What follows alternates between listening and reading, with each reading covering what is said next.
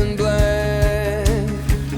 Distant Lights was actually the first two words written for the whole album, so it's the first line of the first song, and it kind of captured what we were doing with the album.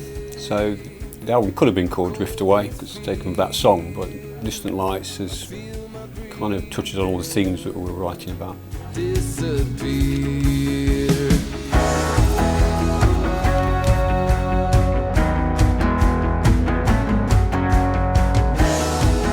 The album took 2 years to record, so it was a long process, but the songs were written while the album was being recorded, so it was an ongoing thing, so the length of time helped with the songwriting. The Trevena sound is sort of classic rock, UK, American rock, but I would say it's more acoustic rock really. All the songs are written on acoustic guitars, or mostly, and I think if you can take that melody from the acoustic onto an electric guitar, it's usually going to sound pretty good. Where the other way around, you can't always change from electric to an acoustic, and it still sound all right. I was quite happy to do the album as a band project and just bring people in to be part of the band for the duration of the project. Joe Lonsdale is the producer for the album, and he also plays various guitars, including bass on the album. Chris Cron is the vocalist based in Nashville, and it's his vocals on all the songs. Now, I'd known Joe for quite some time and never sort of worked with him, and so when I decided to record a song, he was an obvious person to go to. We're doing a few new songs at the moment, but you know, there's no sort of Trevena band as such, so it's just while they're willing to be involved, then it works. When I first started writing lyrics, I guess like a lot of people, I didn't know if I could write lyrics. But once I got started, I think I found my own style quite quickly. So when you compare one song to the next, there's a lot of things in there I think you would pick out and say, that's a Will Prince lyric. And the same with some of the guitar playing. A lot of it's played in a odd tuning, so it's got naturally a sound with it. And I think that was one of the things that we were able to develop from the Trevena sound, was the fact that we're using two guitars in different tunings. So Joe mostly is trying to work on top of the tuner that I'm using, and it never quite matches, so you get a really nice sort of grungy sound to it.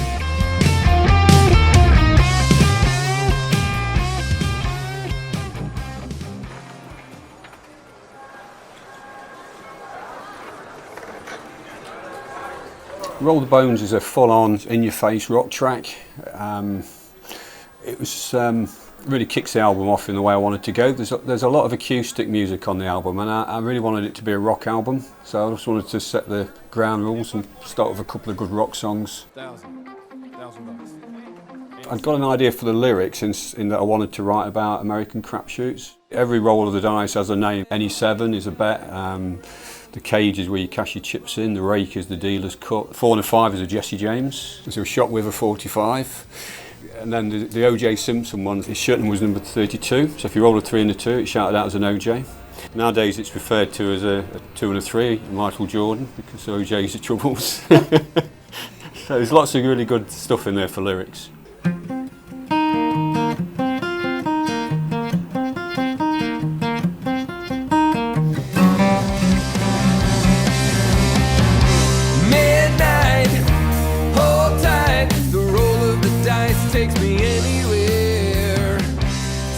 Very few of the words are not related to the crapshoot game. The roll of the dice going nowhere.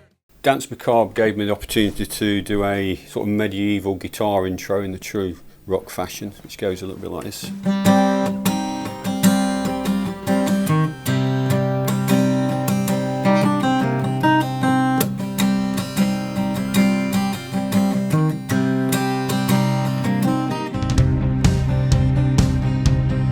Skeletons come from a painting depicting the Black Death or Plague, and it's basically 3 skeletons dancing over the grave of a 4th skeleton, and they've got various musical instruments. Rain falls on broken ground, distant cries a lonely sound, spoken words on the wind. prayers for those who've sinned. It's become quite a sort of iconic painting over the years. So the song was based on that painting and the events of 1350. Had lots of different guitar parts in it, so not just sort of we start on one thing and stay there. So certainly got a bit of Rainbow and Black Sabbath in the middle of it, and I think the finger picking start and so on. Definitely Wishbone Ash with mix of Jethro Tull. Endless days and endless nights. Remember me, it will be alright. One More Drink's the guitar intro for one song, then turns into another song. So it goes like this.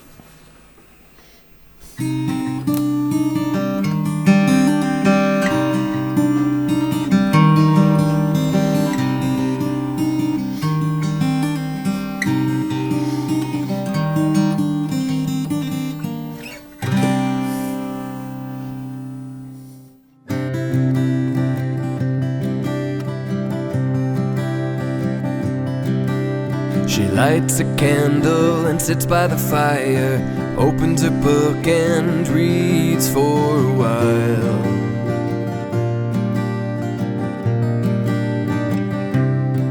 Yeah, One More Drink was a song I wrote during the first lockdown, and I just got this idea for some lyrics about.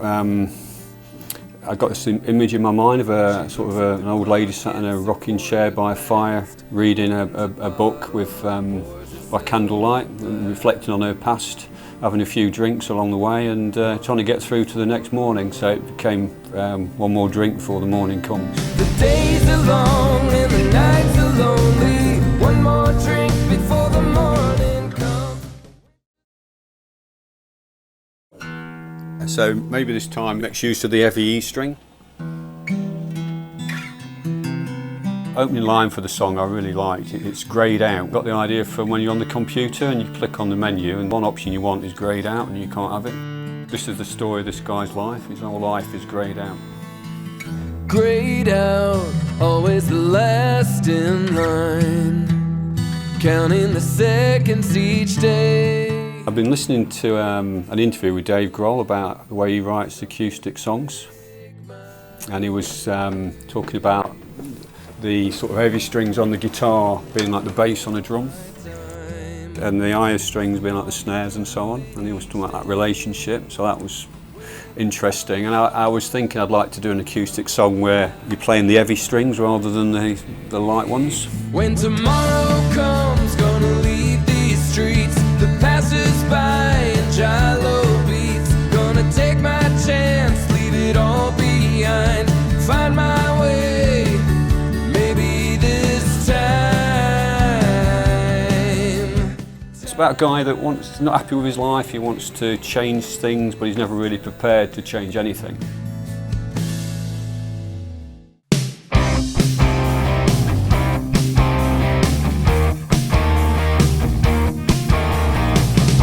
Ghosts is a song written on the electric guitar for electric guitar, so here we go on acoustic.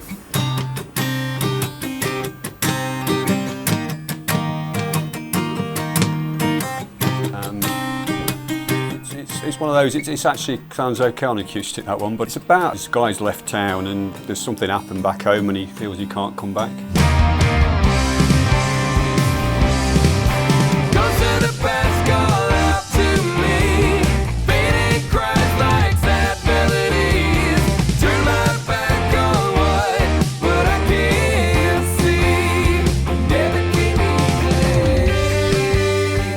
I think the essence of the song is more that although he can't go home, he just feels the pull of going home.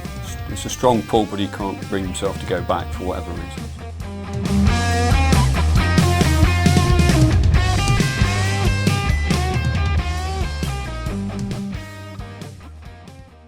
Blind Leading the Blind, which is an electric guitar song. It's the blind leading the blind, leading the blind.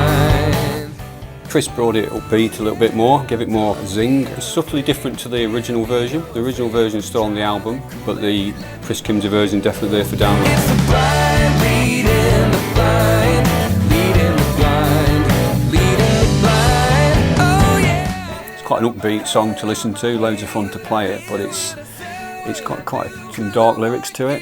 It's about people who are lost in their lives and sort of easy prey for cult leaders, and where it usually ends up. Oh yeah, now don't be afraid. Give me your faith. Try the Kool-Aid. Let me own you. It's the blind leading the blind, leading the blind, leading the blind.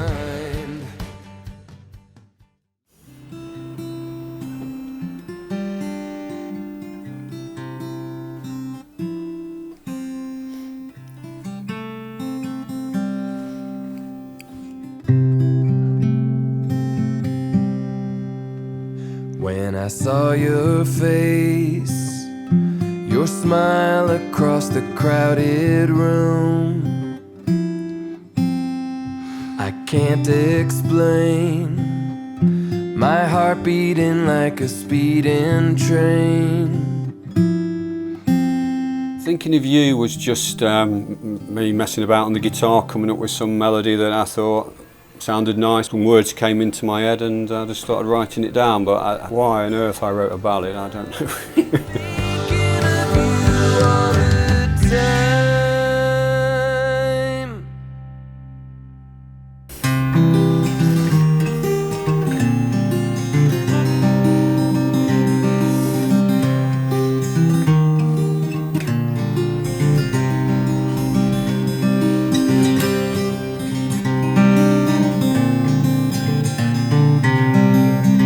I really like the song Carenza. It gives me this sort of Cornish acoustic sort of feel, and it's a real sad story.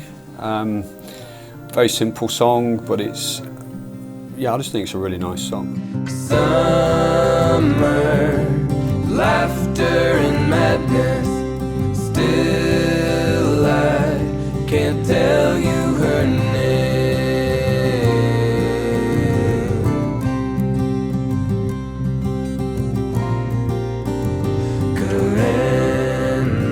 The story of the song is about sort of lost love, and the word Carenza is an old Cornish word meaning love, so I just thought it was a good name for the song, but it doesn't actually appear in the song until the fade out at the end. Carenza, Carenza.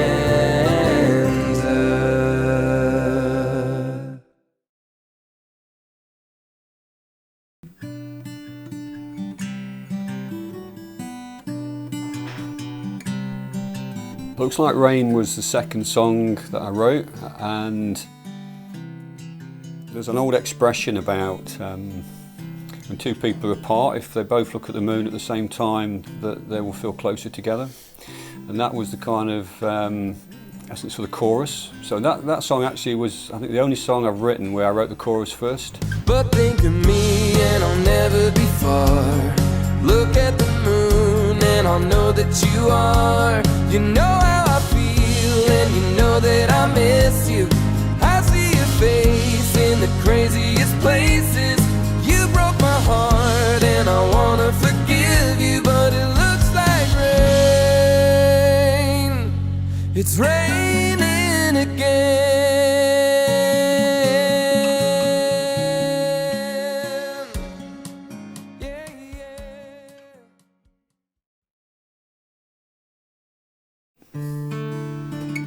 The idea for the artwork was to try and represent the song Drift Away. Drift Away is about a lost soul that doesn't want to be found, and it's told through the imagery of drowning. And he's sort of looking back to lights in the distance, whether it's a search party or whatever, but it's all based around that song. Wasted times and moments lost, empty feelings, silent cost, as I drift away, breathing deep. I always saw Drift Away as being the last track on the album. It kind of brought the old project full circle, and it also let us do a really long sort of outro on it, which just captures the mood of the song, and it just sort of, the song just drifts away in the end, after the end of the album. So I think it just really fit nicely at the end.